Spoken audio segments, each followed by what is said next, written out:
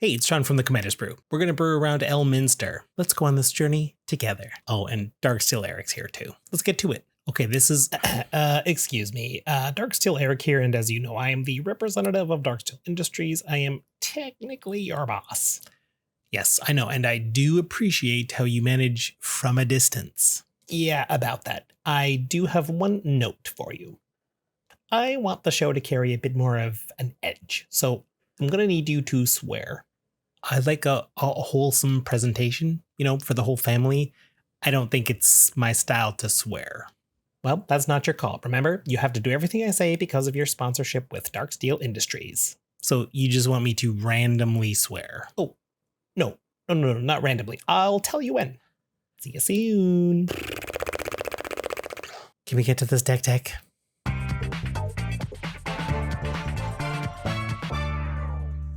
Before we get to the meat and potatoes of things, let me tell you about Elminster. I didn't know anything about him, so I had to look him up. I know he's from the D&D world. D&D is something that I know a lot about broadly, but not an in-depth in specifics. I did learn that Elminster is a fictional character.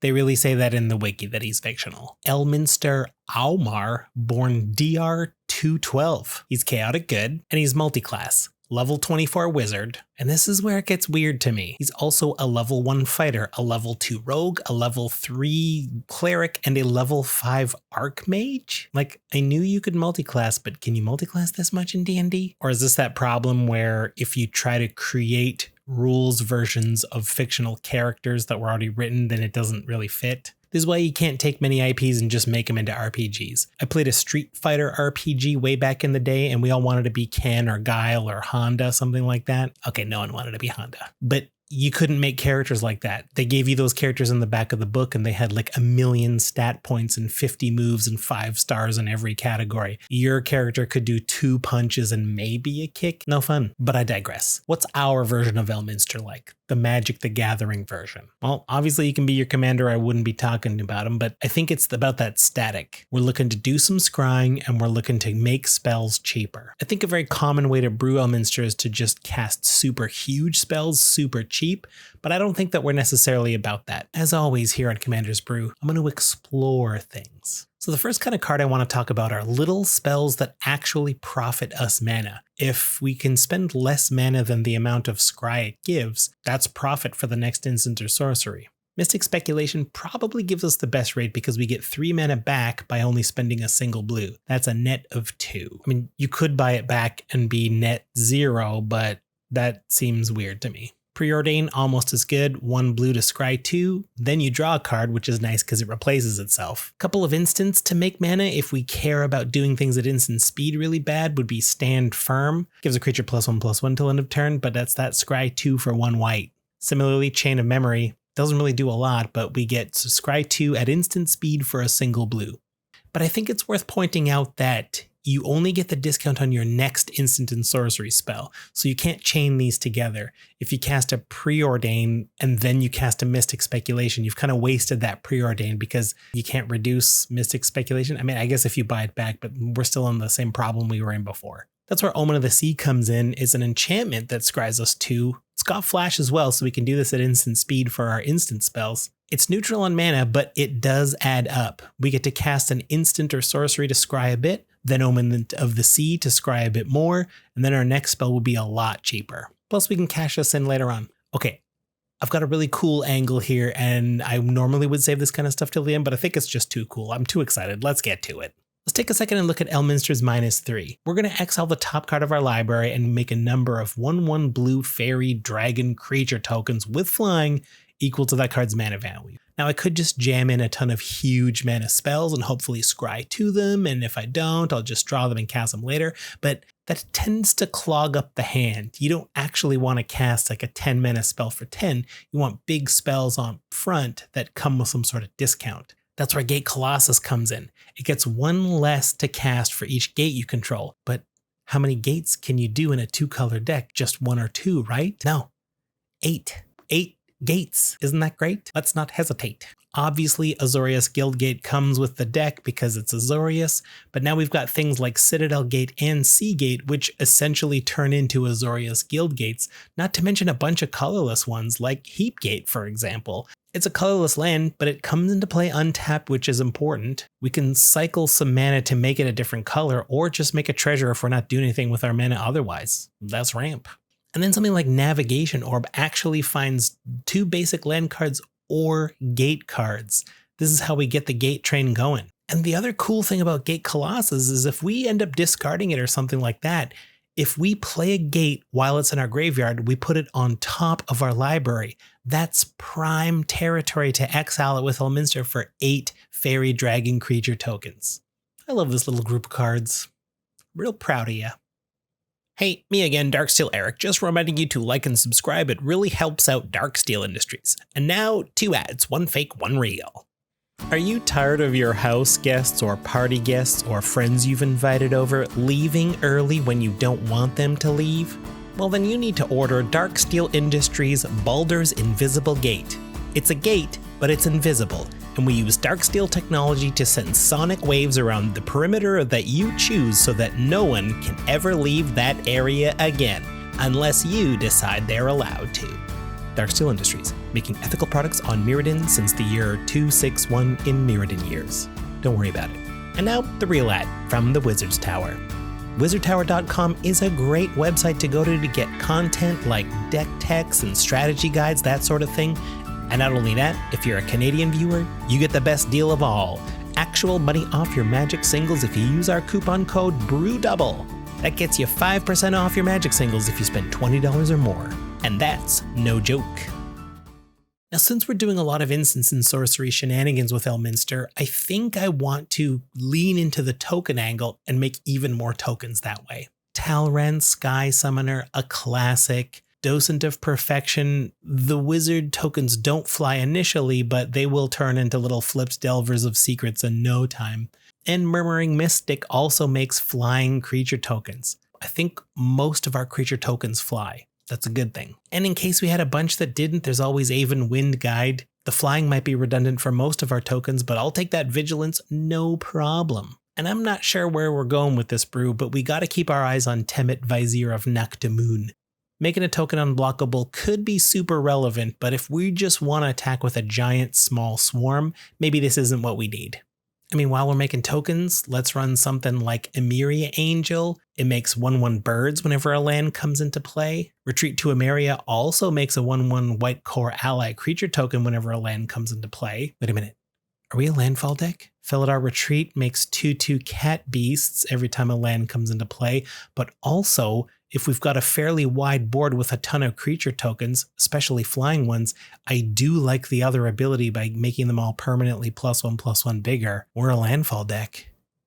Huh.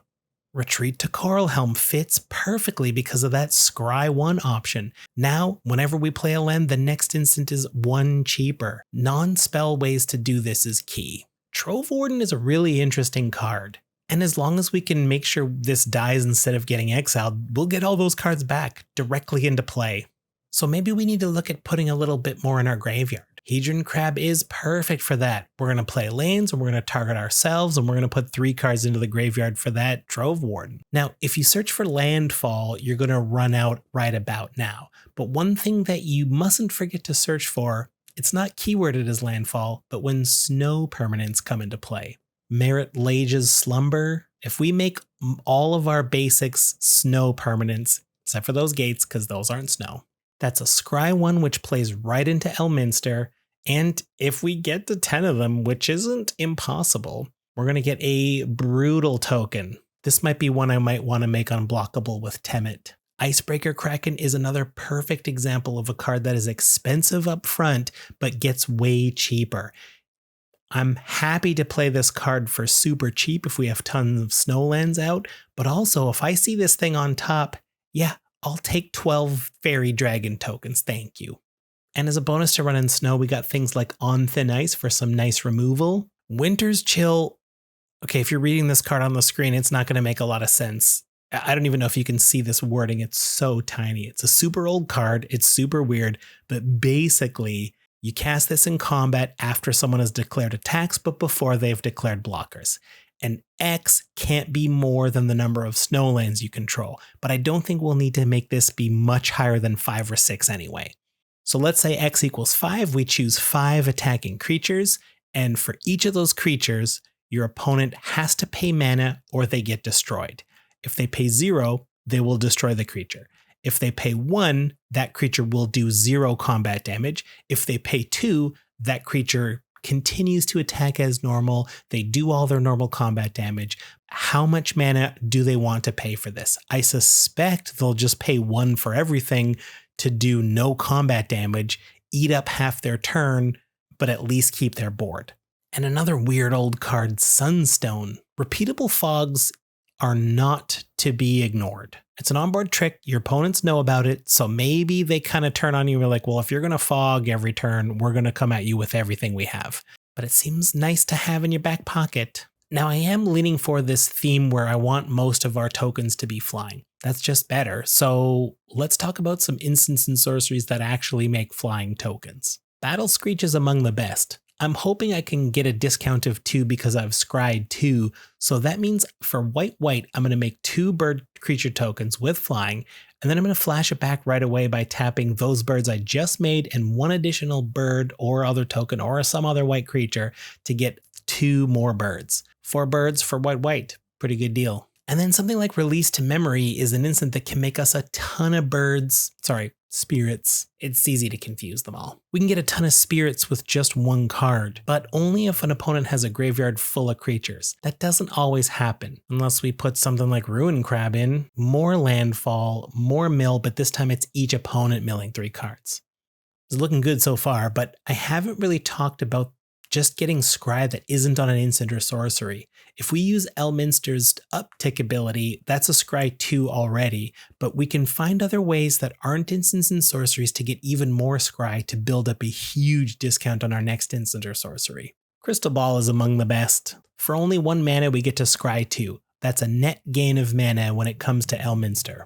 Jace Mirror Mage, if we end up kicking this, we get 2 +1 activations to scry 2. 2 from Elminster, 4 from the double Jaces, that's 6 already. And then if we have something like Oath of Teferi out, which is worth considering, these types of narrow cards don't do a lot if you're relying on hitting a few planeswalkers in the deck. But since there's 1 in our command zone, we always have access to 1. So I think it might be worth considering, especially by using Elminster's uptick twice. That's a scry of 4 just by himself. That's a pretty big discount. And a creature like Rumor Gatherer has the potential to scry 1 a bunch of times in 1 turn if we make a bunch of creature tokens, which we're planning on doing anyway.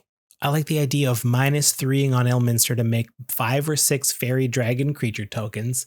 The second one that comes in will be a card draw instead of a scry for Rumor Gatherer. So when those 5 come in, we'll get 4 scries, meaning our next spell is 4 cheaper. The upper limit of the discount we can get is how much colorless mana a spell costs. If a spell costs 1 white and 2 colorless, getting a discount of any more than 2 doesn't do anything. That's why we're running cards like Blue Sun Zenith. That X can get as big as we got scries. 2 Jaces, an Elminster, and an Oath of Teferi. I'll take a scry of 12. Yes, thank you. I think a nice big spell that we can get a lot of discount on is Devout Invocation. I imagine we'll have a ton of creature tokens out. We'll draw this. We will cast it for way less than 7, tap a bunch of these creatures, and just make the beefiest board full of angels.